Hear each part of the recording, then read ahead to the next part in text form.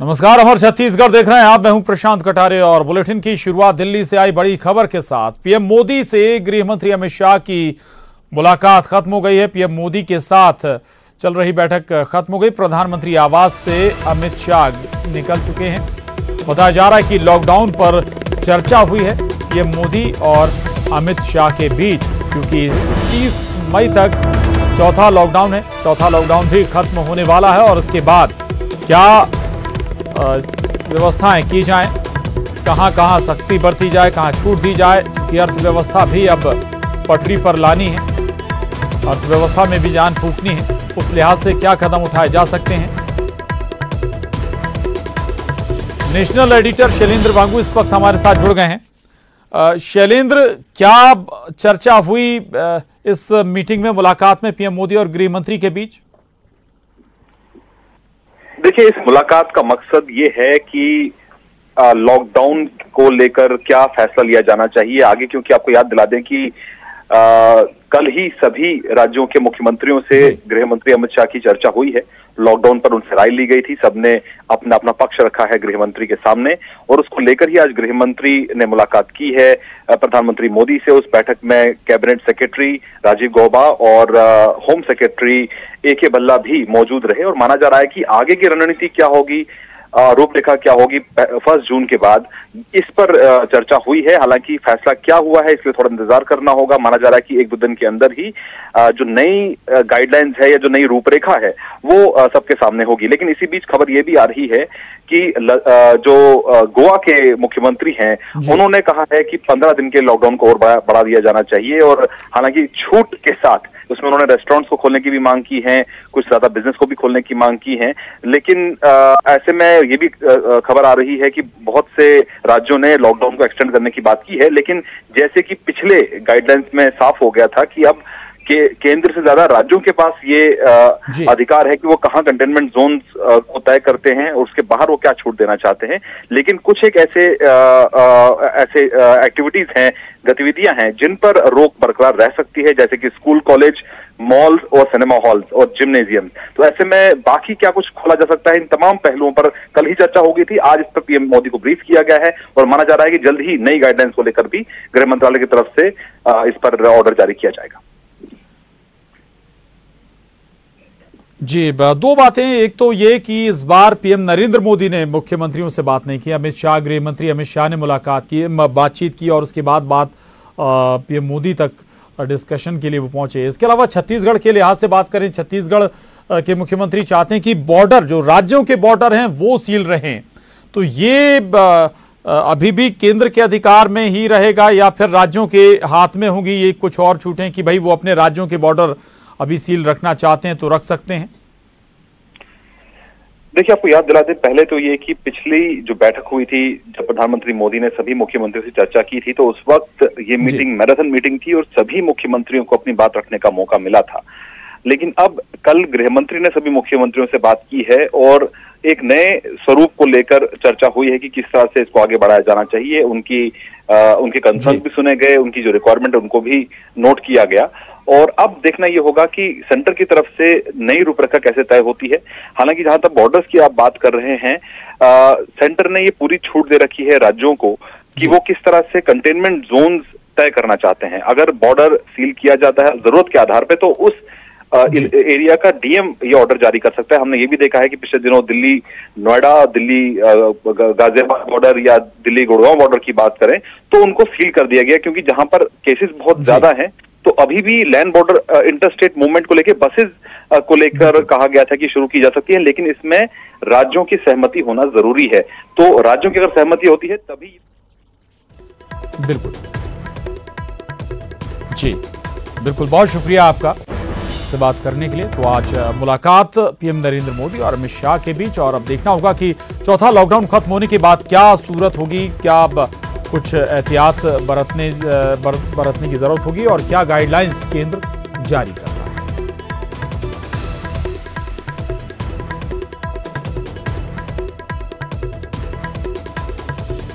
आज प्रधानमंत्री से मुलाकात बात 1 घंटे से ज़्यादा चली। दोनों के बीच में जो लॉकडाउन बढ़ाने को लेकर चर्चा हुई। जिस तरह से कल मैं आपको दिखाना चाहूँगा कि खुद अभी गृह मंत्री प्रधानमंत्री आवास से बाहर निकल रहे हैं। तकरीबन 11:30 बजे ये बैठक शुरू हुई थी। उसके बाद में 1 घंटे से ज़्यादा ये बैठक चली। बैठक में कैबिनेट सेक्रेटरी और होम सेक्रेटरी दोनों मौजूद थे। जिस तरह से कल पहले गृह मंत्री अमित शाह ने राज्यों के मुख्यमंत्रियों से बातचीत की, जिस पर लॉकडाउन पर लेकर फीडबैक लिया। उसके बाद में आज वो फीडबैक उन्होंने प्रधानमंत्री को दिया और लॉकडाउन बढ़ाने को लेकर चर्चा आज पूरी बैठक में हुई है। उसके बाद गृह मंत्री ने तकरीबन आधे घंटे तक प्रधानमंत्री से अकेले मुलाकात की। संभवतः सूत्रों के हिसाब से ये खबर आ रही है कि देश के अंदर लॉकडाउन बढ़ाने को लेकर बहुत जल्दी गाइडलाइंस आ सकती हैं। कैमरा जगदीश के साथ पवन गौड़, नेटवर्क 18, दिल्ली। जहां तो लॉकडाउन बढ़ाने पर गाइडलाइन आ सकती हैं। बहरहाल आगे बढ़ते हैं, खबर रायपुर से है। छत्तीसगढ़ में गर्मी का प्रकोप लगातार जारी है। दोपहर में अब तापमान 38 डिग्री तक जा पहुंचा है। रायपुर का तापमान भी 38 डिग्री रिकॉर्ड किया गया है, दर्ज किया गया है, जबकि कई जिलों में पारा 40 डिग्री तक पहुंच गया है। इतना ही नहीं, ऐसा माना जा रहा है मौसम विभाग के अनुसार कि कई दूसरे जिलों में तापमान 45 से 46 डिग्री भी पहुंच सकता है। यानी कि अब छत्तीसगढ़ में गर्मी का प्रकोप लगातार जारी है। लगातार तापमान बढ़ रहा है और आने वाले दिनों में ये तापमान और बढ़ेगा। जहां कुछ जिलों में 40 के पार पहुंच गया है तापमान, वहीं आने वाले दिनों में ये 45 से 46 तक जा सकता है।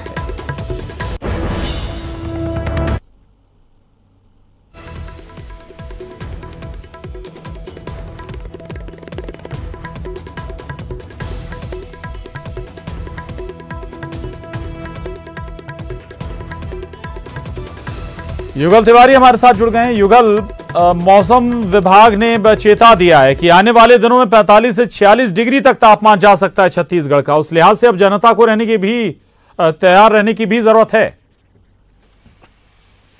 जी प्रशांत, देखिए अभी जो 12:30 बजे तक का जो टेम्परेचर है छत्तीसगढ़ का वो 38 डिग्री पार कर चुका है और ये शाम होते हुए तो लगभग जो 5 बजे है यहाँ तक का जो टेम्परेचर है वो छत्तीसगढ़ का 45 से 46 डिग्री तक पहुँच जा रहा है। मौसम विभाग ने पहले भी नौतपे में को लेकर के एक अलर्ट जारी किया है कि 1 बजे से दोपहर 1 बजे से लेकर शाम जो 5 बजे तक वो घर पर ही रहें। लू की थपेड़े जब चलेंगी तो वो बाहर ना निकले, इस तरह से एहतियात बरतने की चेतावनी मौसम विभाग ने पहले भी व्यक्त कर दिया है।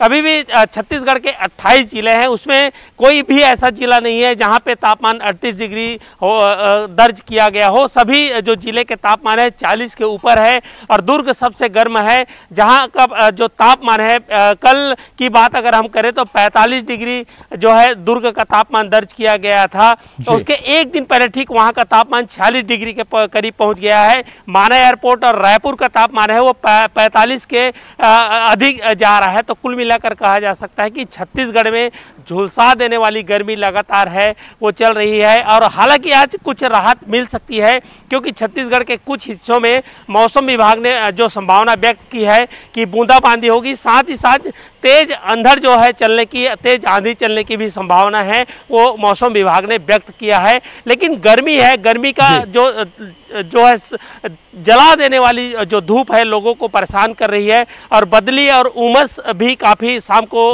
हो रही है, लोगों को परेशानी भी काफ़ी हो रही है। दरअसल इस तरह से जब मौसम में बदलाव होता है तो जो है मौसमी बीमारी भी जो है प्रकोप उसका बढ़ जाता है। जी प्रशांत।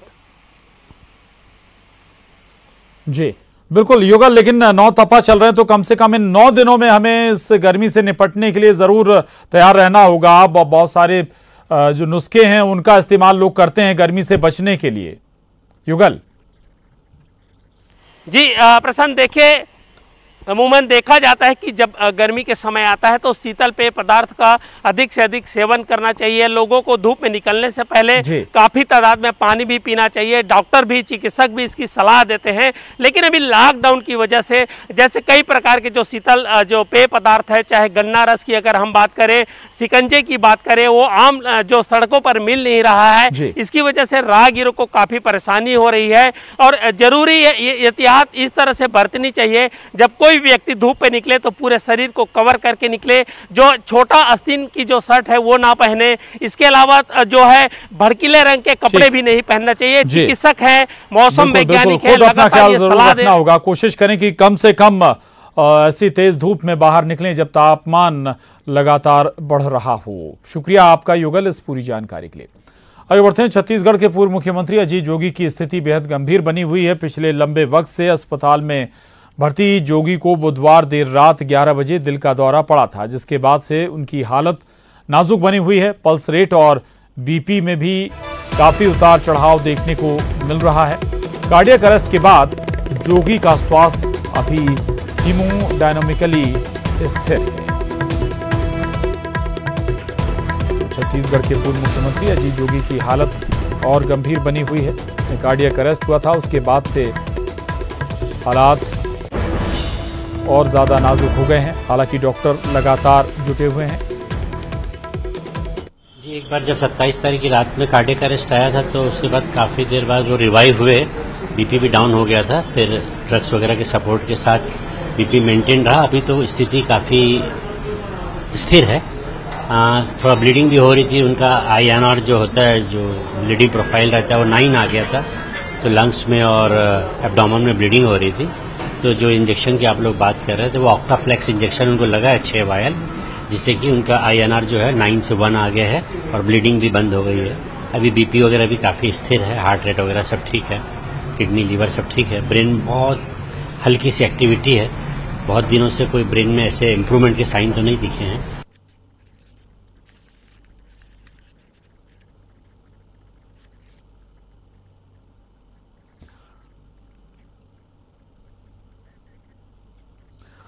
तो अजीत जोगी की हालत अभी भी स्थिर बनी हुई है, पहले से ज्यादा गंभीर बताई जा रही है। ममता लांजेवार हमारे साथ जुड़ रहे हैं। ममता, स्थिति अभी भी गंभीर है, कार्डियक अरेस्ट के बाद और ज्यादा हालत क्रिटिकल हो गई है। अब डॉक्टर क्या ट्रीटमेंट दे रहे हैं इस स्थिति में, या फिर केवल वेट एंड वॉच वाली स्थिति?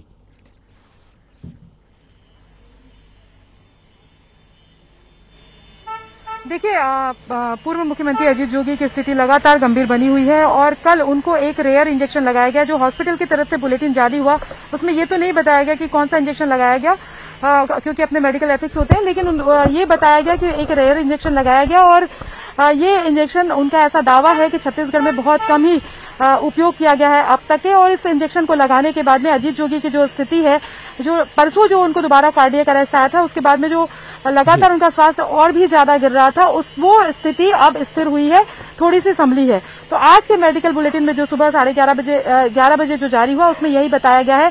और जो बाहर के जो डॉक्टर्स हैं उनसे लगातार, जिस तरह से यहाँ के जो डॉक्टर्स हैं, जो श्री नारायणा हॉस्पिटल के जो डॉक्टर्स हैं, वो चर्चा कर रहे हैं। तो बाहर के विशेषज्ञों ने ऐसा कहा है, मेडिकल बुलेटिन में ये लिखा गया है कि जो लाइन ऑफ ट्रीटमेंट है वो बिल्कुल सही है और इसी ट्रीटमेंट को जारी रखा जाए। तो अभी डॉक्टर्स लगातार प्रयास कर रहे हैं और अलग अलग तरीके से कोशिश की गई कि उनका जो मस्तिष्क है उसकी गतिविधि को बढ़ाया जाए, क्योंकि जो मस्तिष्क की जो गतिविधि है वो बेहद कम है।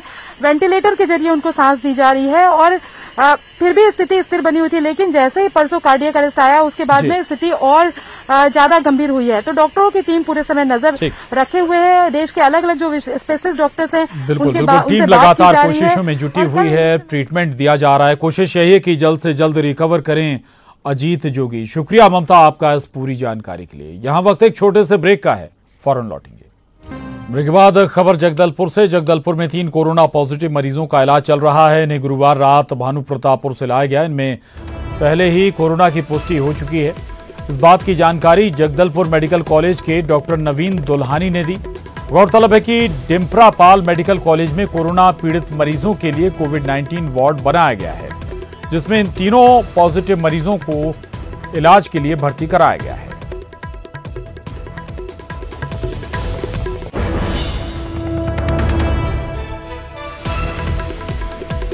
तो आपको एक बार फिर बता दें, जगदलपुर में दरअसल 3 कोरोना पॉजिटिव मरीज का इलाज चल रहा है। और आपको बता दें कि डिम्परापाल मेडिकल कॉलेज में इन तीनों मरीजों को भर्ती कराया गया है। यहां पर कोविड-19 वार्ड तैयार किया गया है। और साथ विनोद जुड़ गए हैं और जानकारी के साथ। विनोद, अब 3 नए मामले सामने आए हैं, हालांकि अब इन्हें तीनों को मेडिकल कॉलेज में भर्ती कराया गया है। प्रशांत, ये जो तीनों मरीज हैं इनकी पुष्टि पहले ही हो चुकी थी। ये जो तीनों मरीज हैं ये भानु प्रतापपुर जिले के हैं और वहां से इनको लाया गया था इलाज के लिए देर रात में। और चूंकि डिमरापाल मेडिकल कॉलेज में व्यवस्थाएं बहुत सारी हैं, उसी लिहाज से कोविड-19 का एक स्पेशल अस्पताल तैयार किया गया है 15 बेड का, और उसमें अगर ऐसी स्थितियां होती हैं मरीजों को लाना हो तो यहाँ पर भर्ती कराया जा सकता है। और उसी लिहाज जो है 3 मरीजों को यहाँ पर लाया गया, उनका ट्रीटमेंट जारी है। और ऐसी भी तैयारी की जा रही है डिमरापाल मेडिकल कॉलेज के द्वारा कि आगे अगर ऐसी कोई स्थिति होती है कि ज्यादा संख्या में मरीजों को वहां पर भर्ती करना पड़े, इलाज किया जा सके, तो उसके लिए भी व्यवस्था जो है वो तैयार की जा रही है। प्रशांत, शुक्रिया विनोद इस जानकारी के लिए। आगे बढ़ते हैं। छत्तीसगढ़ में कोरोना पीड़ित मरीजों का आंकड़ा 300 के पार पहुंच गया है और गुरुवार को 29 नए मरीजों की पुष्टि हुई है, जिसके बाद प्रदेश में एक्टिव मरीजों की संख्या अब 315 तक पहुंच गई है। मुंगेली जिला से 11, जशपुर से 8, बिलासपुर से 4, कांकेर से 3, रायगढ़ से 2 और कोरिया से 1 मरीज मिला है, जिसके बाद प्रदेश में कुल कोरोना पीड़ितों की संख्या 398 तक पहुंच गई है, जिसमें से 83 लोग स्वस्थ होकर घर जा चुके हैं।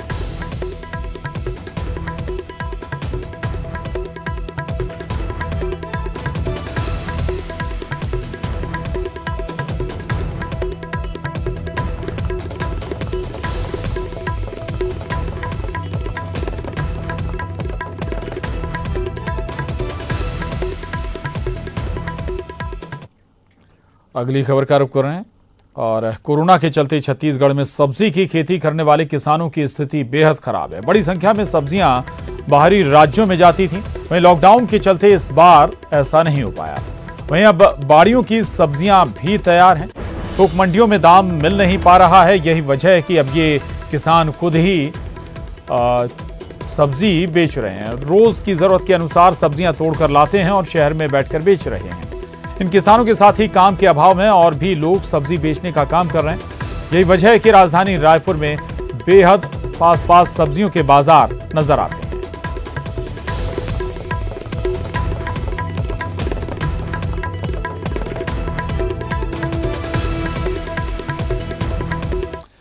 उधर कोरोना संक्रमण के इस दौर में जरूरतमंदों की मदद के अलग अलग नजारे भी सामने आ रहे हैं। राजधानी रायपुर में कुछ लोगों का एक समूह घूम कर सब्जी विक्रेताओं को गर्मी से राहत दिलाने के लिए छाता बांट रहा है। इन लोगों का कहना है कि किसान और सब्जी व्यवसायी कोरोना के इस खतरनाक दौर में सब्जी बेचकर एक तरह से सेवा ही कर रहे हैं, इसलिए तेज धूप में उन्हें राहत मिले, इसलिए छाता बांटा जा रहा है।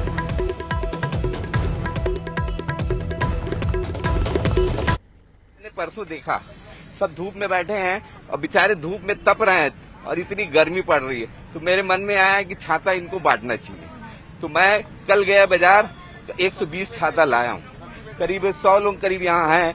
कोशिश है कि सबको छाता मिले और जिनके पास छाता है मैं उसको नहीं दे रहा हूँ, बाकी जिसके पास नहीं है तो बरसात में भी काम आएगा और ये गर्मी के तपन में भी काम आएगा। इस तरह की पहल करने की आप देख रहे हैं, टेम्परेचर जो आप रायपुर राजधानी में निरंतर बढ़ते रहता है और भरी दोपहरी में ये पूरी हमारी जनता को सेवा दे रहे हैं। सब्जी वाले लोग फुटकर में खुले में आसमान में बैठे हैं, 5 मिनट यहाँ खड़े होना मुश्किल हो जाता है। इनकी ये तकलीफें देखकर हमारे ग्राउंड ग्रुप के सारे मेंबरों ने, जैन ने, तंबुली अंकल जी, ये पूरे ग्रुप है, इन्होंने ऐसा विचार करके ऐसा मन बनाया और आज एक नहीं 120 लोग, जितने भी कोई भी सब्जी वाले न छूटे, ऐसा करके उनके लिए ये छाता वितरण काम किया। ऐसे भी और अनेकों सेवा कार्य करते रहते निरंतर। इनके लिए पानी की व्यवस्था भी की गई है ताकि ये लोग पानी पी के भी यहाँ निश्चित रूप से अपना व्यापार व्यवसाय कर सकें।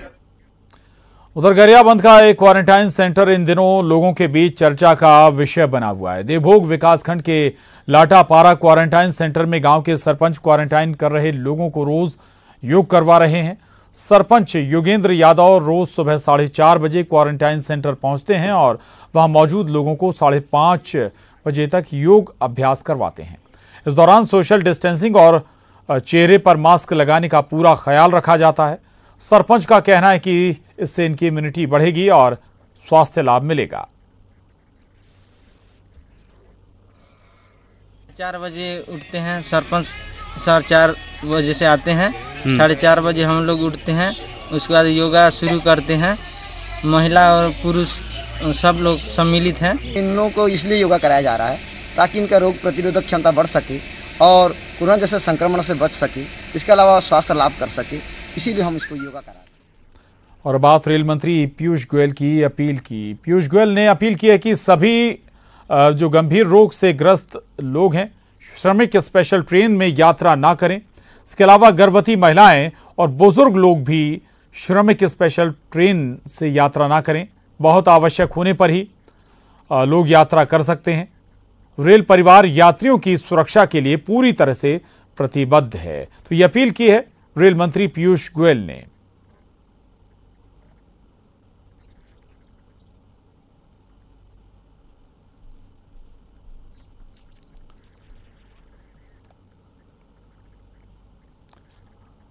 और इसके साथ ही इस बुलेटिन में बस इतना ही। खबरों का सिलसिला जारी है।